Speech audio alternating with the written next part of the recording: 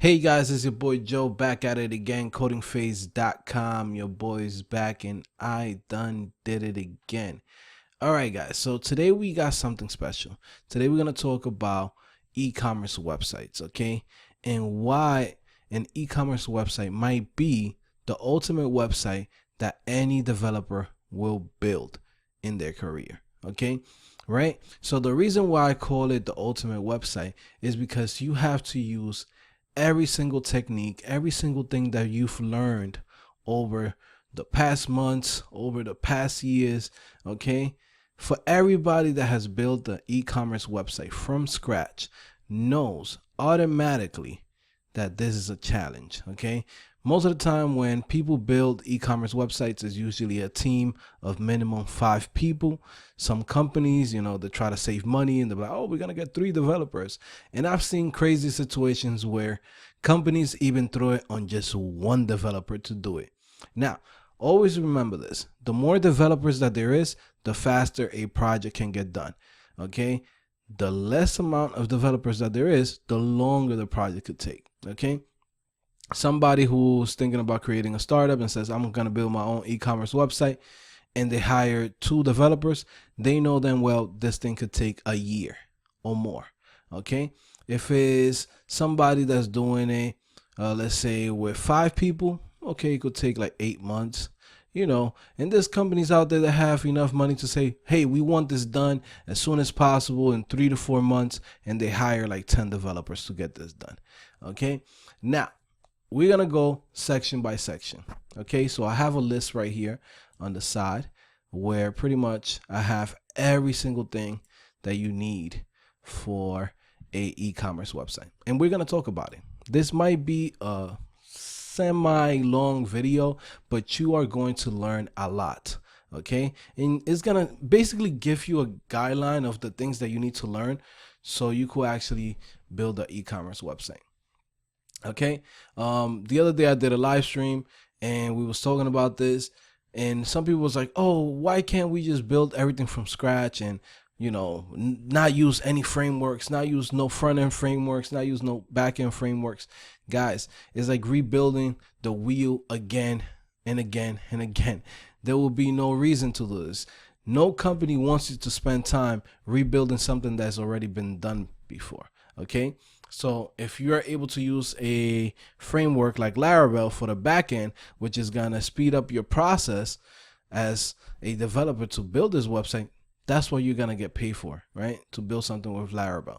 If they say, hey, we need to think of the future, they might say, hey, we want to also add some components with something like React or Angular. So like that, the pool of talents that's out there, we can actually choose from all of them in case that you decide to leave. I mean, that's how a company thinks, okay? So that's one of the main reasons why they always choose to go with frameworks and have a certain structure. Okay, so the first thing that we're going to talk about, server-side rendering. So server-side rendering is when the server itself actually renders the HTML, renders the whole page. Okay, a lot of times you're going to notice, if you take your time, you will see that most companies, if you inspect this, let's say there's an e-commerce website, we click here, we go to network, let's refresh this. Okay, a lot of stuff loads up. Now, when we go to the next page, you're gonna notice something else. Okay, everything loaded again, which means this is a server-side rendered website. Okay, everything that you see is being done by the server. There's some parts where there might be some components, maybe some stuff here and there, like a little drop down, little things like that. But if you click on here, you will see the whole page itself reloads itself, which means it's being brought in by the server. Okay, most e-commerce websites, they do it like this: 1, for SEO purposes, 2, because that has been the standard in the industry. Okay, and a lot of times when you're dealing with something like let's say React router or even the Angular router, like, it's not as good as the server when it comes to dealing with e-commerce websites. And it's just safe. It's like a safe thing to do. Okay, it's really not a good or bad way to doing it. I've seen some companies that they do it with something like React Router, right? But the majority of e-commerce websites, they are all doing it by server-side rendering. Now, let's talk about template layouts. So template layouts is when you create a layout and you say, okay, this is the layout of our website, okay? And you see this is the header. The header never changes, okay? The header never changes. The header is still the same. You're going to have men's, women's, news, sale, brands, like that's the header, okay? Same thing as the footer. This will never change. The only thing that changes is this white area inside here, which is the content area. So you will say, hey, this is our layout, and all we have is an area here that changes. So if we go to, let's say, karmaloop.com, you'll see it's the same header. Everything is the same. The only thing that changes was the content section in the middle. Okay. Same thing if we click 40% off. You'll see we go back to our categories page. Okay. So that's template layouts. Okay. Same thing as a dashboard. If we come here to, let's say, to log in, for example, I got Billionaires Boys Club. I come here, click there. You see this is a different layout than what we have in the front page. Okay. The front page is a full screen, top section, right? Has a couple of things here. If we click on the products themselves, you will see that it's a different layout than what you have on the front page. Okay. So that's template layouts. Now, the next thing that we're going to talk about is user experience. Okay. One thing that you're going to notice from all websites is there's always like a large image or a promotional section.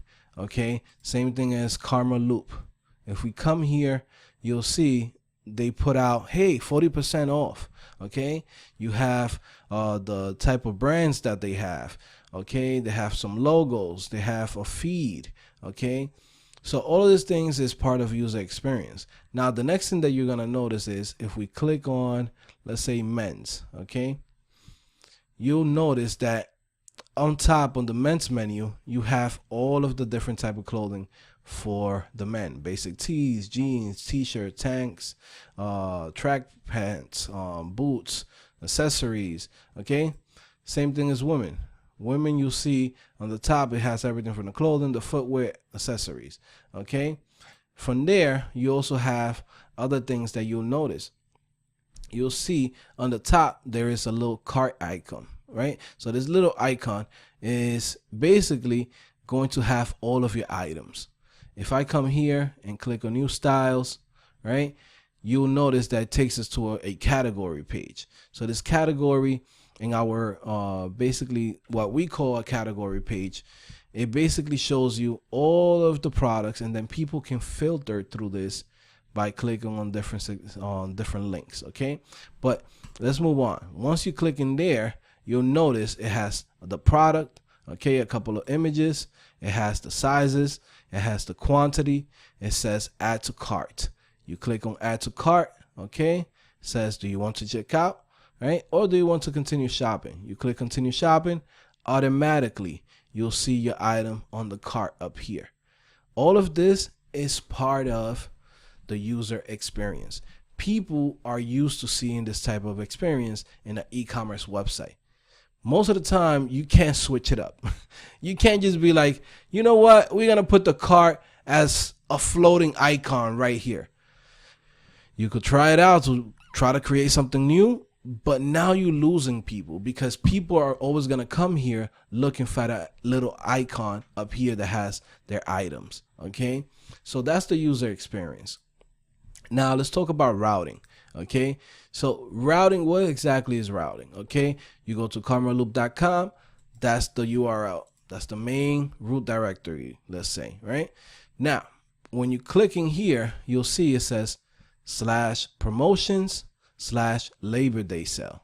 Okay, so this category page is the same category page that everybody sees. No matter if you go to women, men's, they see the same category page, right? But the thing that changes this category page and what items actually show up is the URL. Okay, the URL that's on top, that's what gives this the filtering that you see. Okay, the filtering of the data. So for example, if I come here and I go to men's, okay, automatically it goes to /men's.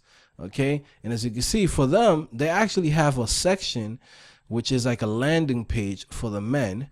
Okay, so let's say we click in new apparel, you'll see category, as you guys could tell, right? Category, men's clothing. Okay, now if we want to filter this, we'll come here and we'll say let's go to denim. Okay, click that, let this load, and as you can see, automatically it says category men's clothing, product, PLK class. For them, basically the jeans or the denim, they're using this URL to basically find out what type of product it is. So this is the class for it. Sometimes you might even see something like this where you say clothing and you'll see /jeans. Okay, or you will see something like this, which is with params. You will say something type equals to, let's say, jeans. Okay, and they filter it through there. And then if you want to say maximum price, you'll say max price, let's say $150. Okay, then you say and minimum price, right, equals to $20. Okay, so that's the minimum price that you want, and the maximum price is $150. Okay, so that's the routing system, and that's how they use it to filter through the data for different categories page. Okay, then from there you have things like Ajax. Okay, things like you see right here, being able to change the cart, being able to click on this button, and it says, oh, sure you want to remove the shopping cart? You click OK, and automatically it got removed. That happens through Ajax. So what you do is you have a REST API.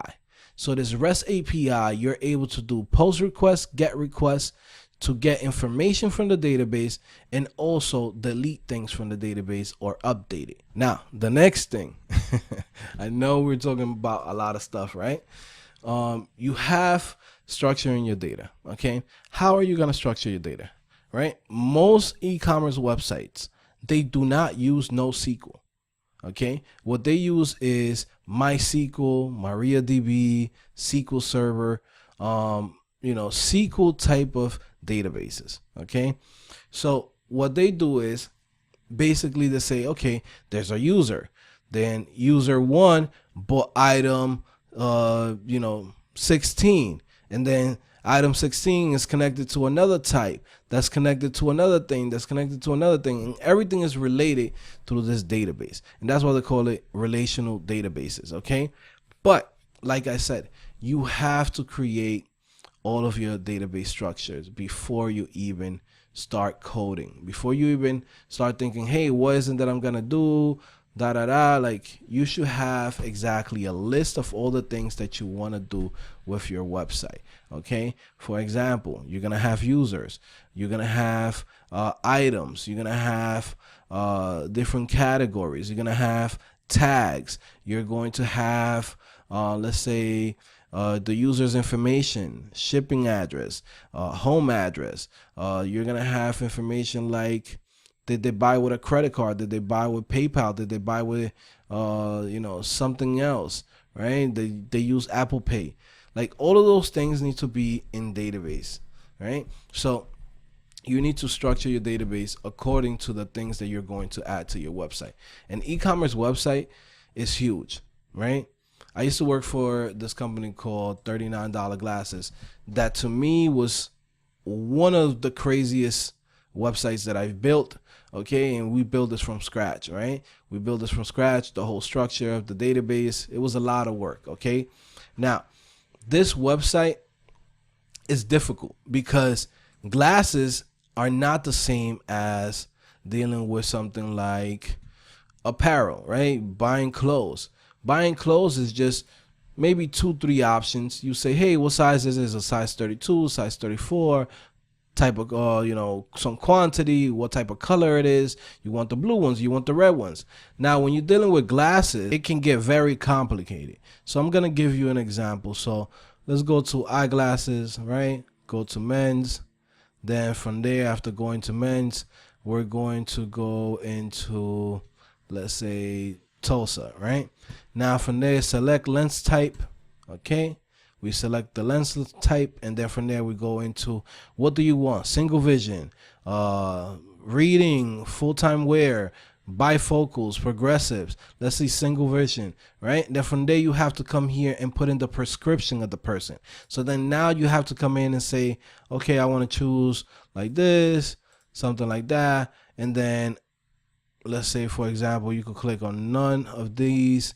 Okay, let's say add 50 on that, 50 on this. And it's funny because I did this a long time ago and they still have Joe's prescription. Like like this was on oh my god, this was like almost 2 years ago that I did this website, and they still have this thing here. Like, come on guys, you guys could change this. I did this for development only, local environment. Somehow people still push this to live, but God bless them. Okay, so let's continue to this. Okay, so then from there you come here, you got to choose what do you want: clear lenses, sunglasses, transition. Okay, now you have to choose which one do you want. You want new polar? Okay, do you want gray? Do you want brown? Okay, continue from there. Then you have blue anti-glare coating, premium anti-glare coating.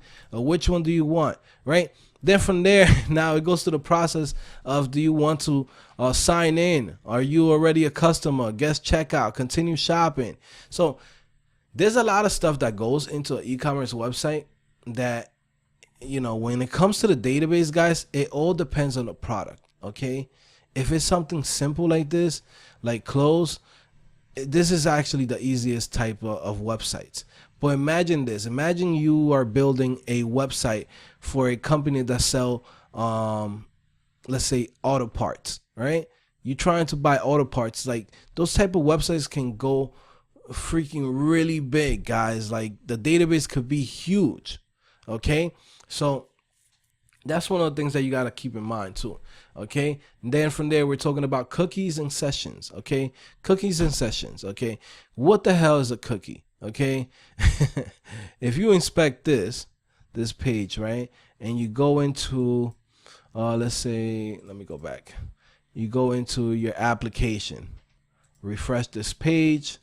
Okay, you'll notice that you have a couple of cookies here from different websites. Okay, Karma Loop is keeping track of everything that we do throughout the website. Okay, either by making sure they check out their Google Analytics, or sometimes they have like different type of messages. Did this person already get notified? Did this person see that there's a sale, a 60% off? Like, all of those things are being tracked by your cookies. Okay, so they put this little keys right here. So there's the key and there's the value. So it's like made cache session ID true, made cache storage, and then it's like different type of keys that mean different things within the backend. Okay, now let's talk about sessions. Okay, so when a user logs in, you are able to keep track of that user and say, hey, this user logged in, this user registered. All of this by using different variables that you can save in the backend. Okay, you could either save it as a file, all right, or you could do it something like, we're gonna save it through the database as a session file for that user. Okay, so there's a lot of different ways to do sessions, but the easiest way to explain to somebody what sessions is, think about it like this. When you log in through the website and you say, okay, I'm logged in. My name is Joe Santos Garcia. I logged in to this website. And then from there, when I come back and I turn on my computer, I'm still logged in. How do they keep track of that? They keep track of that of the session. Okay. But if you come here and you say, I'm going to open up the same website in an incognito page, right?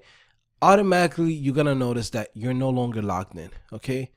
And that's because you are logged in on that session through this browser. You're not logged in through the computer, you're not logged in through anything. It's keeping track of you through the session of this browser. Soon as you landed on that page, you got a session ID assigned to you, and that tells them, hey, this user logged in, this is session ID. Same thing if you go into your mobile device and you go to the same website, even though you logged in through your computer, you'll notice that you have to log in again because that's a whole different session. So you have a whole different session ID connected to you through the mobile phone. Okay, everybody has their own session IDs. Okay, now the next thing that we're gonna talk about is user authentication, which goes back into user login, which is basically keeping track of the user. You're keeping track of the user's name, their emails, their phone number. All of that information needs to get put into the database for that user. Okay, and this is how you keep track of what's the orders that this person just ordered. You know, what products did he buy, what did he get, you know, did he cancel, why did he cancel? You know, that's where you keep track of all of that. Okay, so that's the user authentication. Now, of course, there's user authentication for different roles. So you have a role system on an e-commerce website. Okay, usually you will have the regular user who comes in and registers. Okay, but behind the scene, there might be a website that nobody sees. There might be a section of the website called /admin, right? Now, when you go to /admin, for example, the people that go in there are people that are part of the company, either customer service, either the CEO, either the managers, either the people that work in the back end, you know, not even the back end, but, you know, in the back of like the warehouses, etc. They get to log into this admin section. And that's why there's different roles. Okay. So everybody gets to see different things. Like the CEO or the managers, they have a global look of the whole website. Okay, and they see this through a dashboard. So a dashboard, so let's say for example admin LTE, which is done with Bootstrap. Okay, there's somebody created this whole dashboard and you can use it for free, okay, without having to build it from scratch. Now a dashboard has all the information, like what's the revenue, how much did they make, what was the total profit, what was the goal completion of the week, like little things like that gets added to an e-commerce website. They see, you know, the full profit. But that's another thing too that goes back into the roles.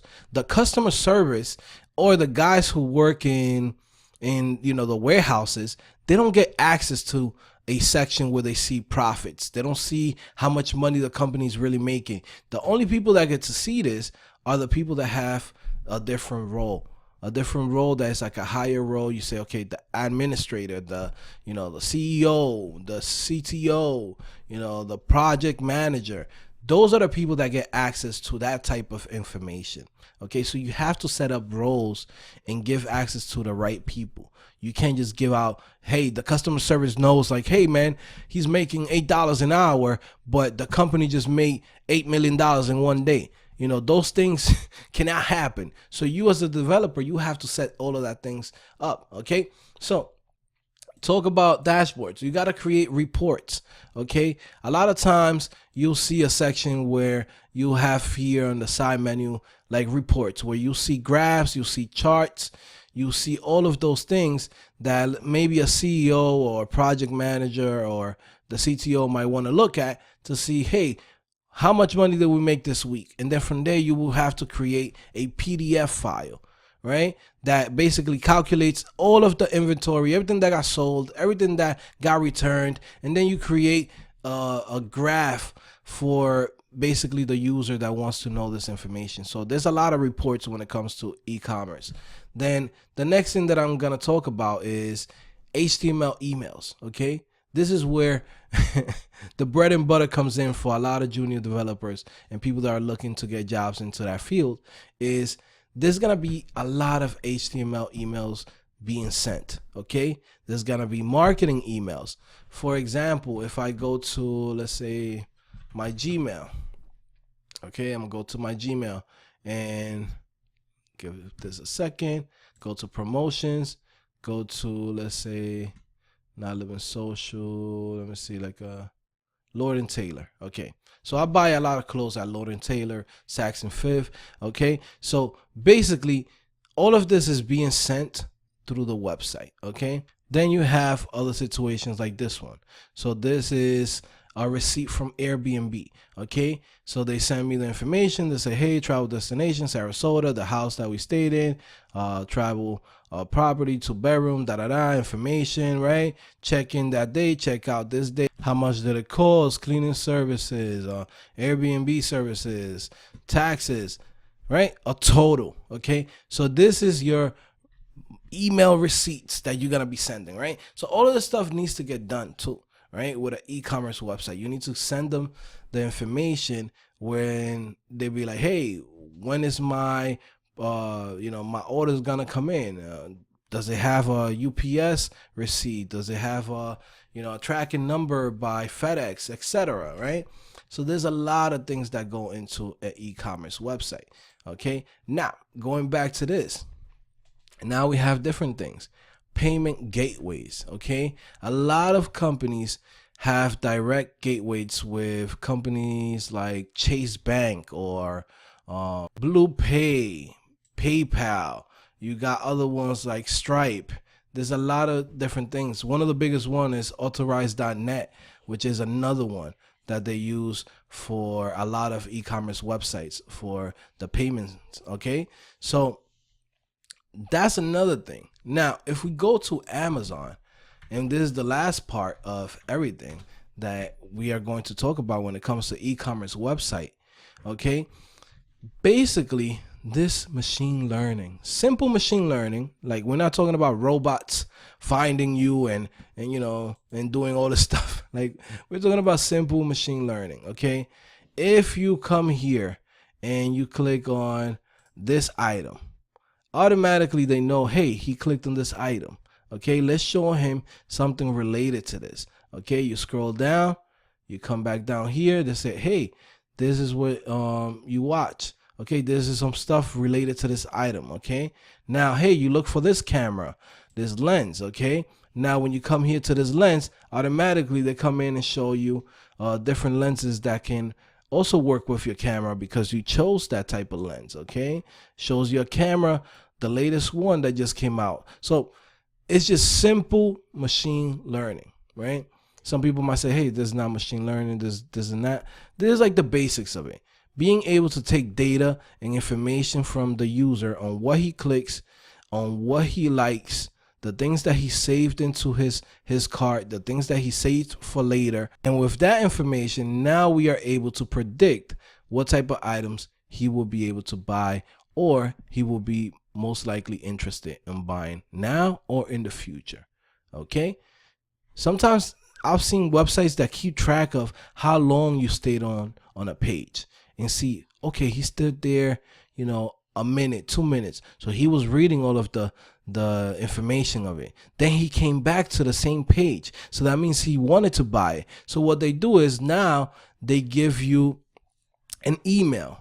The next time that they're about to send you an email, they send you an email with that specific item saying, hey, you remember this item? I know you want it, right? So that's part of machine learning. Okay, it's just in a simple way, but it's not like how you see self-driving cars and having a robot walking around and answering your questions. Like, no, this is being able to predict the future, or being able to predict what this person will want to buy in the future. Okay, so now the next thing that we are going to talk about is basically we are done.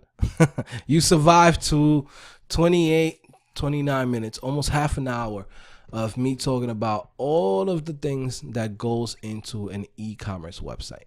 Now, you're probably maybe overwhelmed right now and you're thinking, oh my God, this is a lot of work. And yes, it is a lot of work. This is why people get paid the big bucks, and this is why you're gonna get paid the big bucks, right? So I'm actually working on a course where we're gonna build the majority of these features. Personally, I don't think we're gonna be able to build every single feature, not because I can't do it, it's just because of the time constraint that we have. We can't spend 6-7 months on just one course, right? And this could be super long. Like nobody wants to do any course that's more than 20 hours, right? So we're going to keep it very simple. We're going to add most of those features, and we're going to keep it a simple website, just like the bbcicecream.com website, which is very plain, very simple. It got the things that it needs, okay? Being able to buy items, being able to have users registered, being able to have an order, create your order, being able to say, hey, we sent you an email, here's your how much it costs you, being able to use maybe something like PayPal or Stripe, okay? We're not going to use something like authorize.net because that's a legit gateway, right? That's a legit gateway that you're going to need a bank for. Sometimes you got to mess around with the headers. Like, it's a lot of work, right? But we will be using something like PayPal and Stripe, okay? Now, I want you guys to leave me a comment. Let me know you survived to the end. Let me know, what do you think? Are you interested in this course? Do you feel like, hey, you learned a lot? Did you learn all of the processes that e-commerce website has? Do you think it's a little bit overwhelming? Like, let me know what you think, okay? I know it's a lot, but it can be done. We can definitely do it, and you could learn a lot from this, okay? You're gonna be challenged. I'm telling you ahead of time, you're gonna be challenged because it's every single thing that you've done before in small little tutorials, small little courses, but now you're gonna have to put everything together, okay? And this is why I call this the ultimate course for a web developer. All right, guys, it's your boy Joe back at it again, CodingPhase.com. You know my website. If you ever want to come visit me, check out CodingPhase.com. All right. See you guys later. Peace.